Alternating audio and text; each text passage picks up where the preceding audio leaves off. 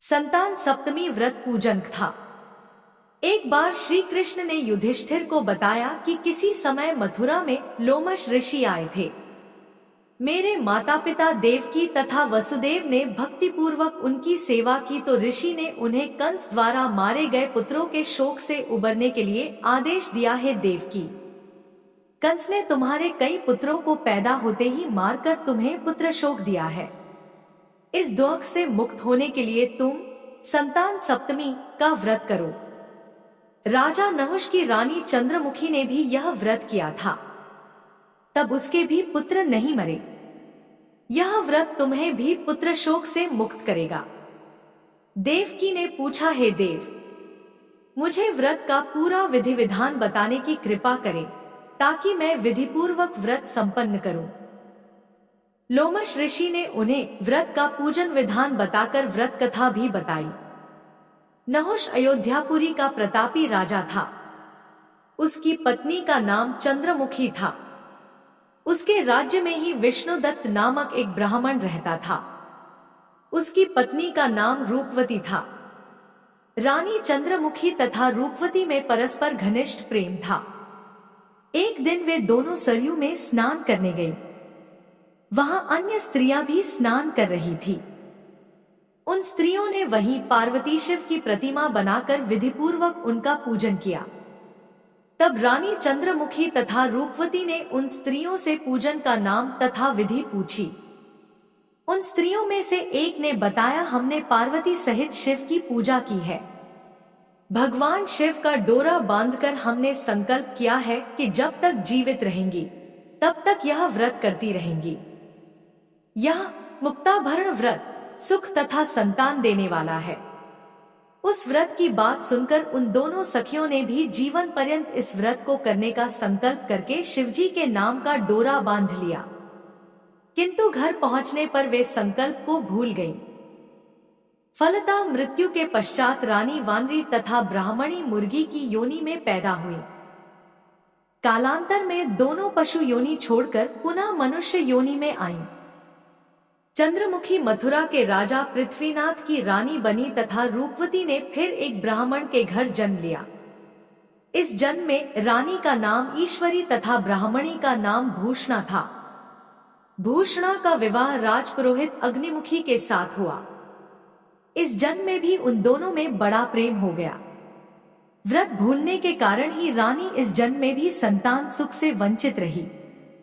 प्रौढ़ावस्था में उसने एक गूंगा तथा बहरा पुत्र जन्मा, मगर वह भी 9 वर्ष का होकर मर गया। भूषणा ने व्रत को याद रखा था, इसलिए उसके गर्भ से सुंदर तथा स्वस्थ 8 पुत्रों ने जन्म लिया। रानी ईश्वरी के पुत्र शोक की संवेदना के लिए एक दिन भूषणा उससे मिलने गई। उसे देखते ही रानी के मन में डाह पैदा हुई। उसने भूषणा को विदा करके उसके पुत्रों को भोजन के लिए बुलाया और भोजन में विष मिला दिया। परंतु भूषणा के व्रत के प्रभाव से उनका बाल भी बाका न हुआ। इससे रानी को और भी अधिक क्रोध आया। उसने अपने नौकरों को आज्ञा दी कि भूषणा के पुत्रों को पूजा के बहाने यमुना के किनारे ले जाकर गहरे जल में धकेल दिया जाए। किंतु भगवान शिव और माता पार्वती की कृपा से इस बार भी भूषणा के बालक व्रत के प्रभाव से बच गए। परिणामतः रानी ने जल्लादों को बुलाकर आज्ञा दी कि ब्राह्मण बालकों को वधस्थल पर ले जाकर मार डालो, किंतु जल्लादों द्वारा बेहद प्रयास करने पर भी बालक न मर सके। यह समाचार सुनकर रानी को आश्चर्य हुआ। उसने भूषणा को बुलाकर सारी बात बताई और फिर क्षमा याचना करके उससे पूछा, किस कारण तुम्हारे बच्चे नहीं मर पाए? भूषणा बोली, क्या आपको पूर्वजन्म की बात स्मरण नहीं है? रानी ने आश्चर्य से कहा, नहीं, मुझे तो कुछ याद नहीं है। तब उसने कहा, सुनो, पूर्वजन्म में तुम राजा नहुष की रानी थी और मैं तुम्हारी सखी। हम दोनों ने एक बार भगवान शिव का डोरा बांधकर संकल्प किया था कि जीवन पर्यंत संतान सप्तमी का व्रत किया करेंगी, किंतु दुर्भाग्यवश हम भूल गए और व्रत की अवहेलना होने के कारण विभिन्न योनियों में जन्म लेती हुई अब फिर मनुष्य जन्म को प्राप्त हुई है। अब मुझे उस व्रत की याद हो आई थी, इसलिए मैंने व्रत किया। उसी के प्रभाव से आप मेरे पुत्रों को चाहकर भी न मरवा सकी। यह सब सुनकर रानी ईश्वरी ने भी विधिपूर्वक संतान सुख देने वाला यह मुक्ताभरण व्रत रखा। तब व्रत के प्रभाव से रानी पुनः गर्भवती हुई और एक सुंदर बालक को जन्म दिया। उसी समय से पुत्र प्राप्ति और संतान की रक्षा के लिए यह व्रत प्रचलित है। संतान सप्तमी का व्रत पूजनीय। यह व्रत पुत्र प्राप्ति, पुत्र रक्षा तथा पुत्र अभ्युदय के लिए भाद्रपद के शुक्ल पक्ष की सप्तमी को किया जाता है। इस व्रत का विधान दोपहर तक रहता है। इस दिन जाम्बवती के साथ श्याम सुंदर तथा उनके बच्चे साम की पूजा भी की जाती है।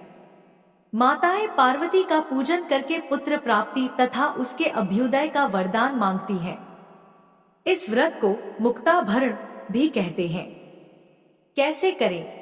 व्रत प्रातः स्नानादि से निवृत्त होकर स्वच्छ वस्त्र पहने। दोपहर को चौक पूर कर चंदन, अक्षत, धूप, दीप, नैवेद्य, सुपारी तथा नारियल आदि से शिव पार्वती की पूजा करें। इस दिन नैवेद्य भोग के लिए खीर पूरी तथा गुड़ के पुए रखें। रक्षा के लिए शिवजी को डोरा भी अर्पित करें। इस डोरे को शिवजी के वरदान के रूप में लेकर उसे धारण करके व्रत कथा सुने।